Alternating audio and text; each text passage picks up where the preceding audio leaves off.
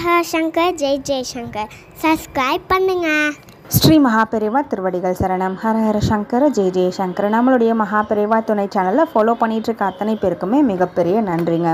ஆடி பௌர்ணமி, அதுலேயும் குரு பூர்ணிமா அப்படின்னு சொல்லப்படக்கூடிய அற்புதமான நாள். நம்மளுடைய தேவைகள், ஆசைகள் இது எல்லாத்தையுமே நம்ம நிறைவேற்றிக்கிறதுக்குண்டான ஒரு அற்புதமான நாள் தான் பௌர்ணமி. நிறைஞ்ச பௌர்ணமி அப்படின்றதுனால நம்ம நினச்சது எல்லாத்தையுமே சாதிச்சுக்கலாம்.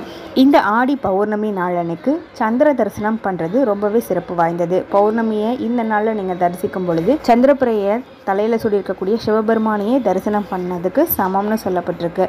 இந்த பௌர்ணமி நாள் அன்னைக்கு நீங்கள் பண்ண வேண்டிய ஒரு சின்ன தாந்திரிக பரிகாரம் இந்த பகுதியில் பார்க்கலாம். இதை பண்ணுறது மூலியமாக உங்களுடைய தேவைகள், ஆசைகள் நிறைவேறது மட்டும் இல்லாமல் உங்கள் ஒட்டுமொத்த குடும்பமுமே ஒரு செல்வ செழிப்பான முன்னேற்றத்தை நீங்கள் பார்க்க முடியும். நீங்களும் சரி, உங்கள் வீடும் சரி, ஒரு பண வசீகர, தன வசீகர ஆளாக மாறிடுவீங்க. உங்களுக்கு தேவையானது ஒரே ஒரு டம்ளர் தண்ணீர். பித்தளை டம்ளர், எவர் சில்வர் டம்ளர் வேணால் யூஸ் பண்ணிக்கோங்க. பிளாஸ்டிக் மட்டும் பயன்படுத்த வேண்டாங்க. அந்த ஒரு டம்ளர் தண்ணீரில் கொஞ்சமாக ஒரு ஸ்பூன் அளவுக்கு பச்சரிசி போடுங்க. பச்சரிசி, நெல் இது எல்லாமே சந்திர பகவானுக்கு உரியது. அதனால தான் நான் பச்சரிசி போட சொல்லியிருக்கேன். அதுக்கடுத்து தான் பட்டை தூள் எடுத்துக்கோங்க. இதையுமே ஒரு சிட்டிகை அளவுக்கு போடலாம், இல்லை ஒரு ஸ்பூன் அளவுக்கு கூட நீங்கள் போடலாம். இதுக்கு அடுத்தபடியாக ஏலக்காயை நீங்கள் தூள் பண்ணி போடுங்க, இல்லைனா அப்படியே பிச்சு கூட போடலாம். இது கூடவே 2 நாணயங்கள், அது 1 ரூபாய் இல்லைனா 5 ரூபாய், 2 ரூபாய், இந்த மாதிரி நாணயங்கள் எதுவாக இருந்தாலும் சரி 2 நாணயங்கள் போடுங்க. சந்திர பகவானுக்கு உரிய எண் அப்படின்றது 2 தான். அதனால தான் நான் 2 நாணயங்கள் சொல்லியிருக்கேன். இந்த தாந்திரீக நீரை உங்கள் வீட்டில் மொட்டை மாடி, ஜன்னல் வெளியில், இந்த மாதிரி நிலவொளி படுற இடத்துல வைக்க முடியும் அப்படின்னா அந்த இடத்துல நைட் முழுக்க நீங்கள் வச்சுடுங்க.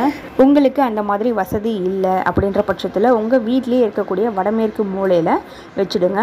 கண்டிப்பாக திறந்து தாங்க வைக்கணும். இந்த தாந்திரிக நீரை மறுநாள் காலையில் நீங்கள் எடுத்து உங்கள் வீட்டு வாசல்ல இருந்து உங்களுடைய எல்லா அறைகள்லையும் இருக்கக்கூடிய 4 மூலைகள்லையும் தெளிச்சு விடுங்க. அந்த நாணயங்களை மட்டும் நீங்கள் எடுத்து உங்களுடைய பர்ஸ் இல்லைன்னா பணப்பெட்டியில் வச்சுக்கலாம். அந்த பணத்தை செலவு பண்ணாதீங்க. மீதி இருக்க எல்லாத்தையும் கால்படாத இடத்துல தூக்கி போட்டுடலாங்க. இதை ஒவ்வொரு பௌர்ணமிக்குமே நீங்கள் தாராளமாக செஞ்சுட்டு வரலாம். நிச்சயமாக நான் சொன்ன மாதிரி ஒரு பண வசீகர ஆளாக நீங்கள் எல்லாருமே மாறிடுவீங்க. ஹர ஹர சங்கர ஜெய் ஜெய் சங்கர.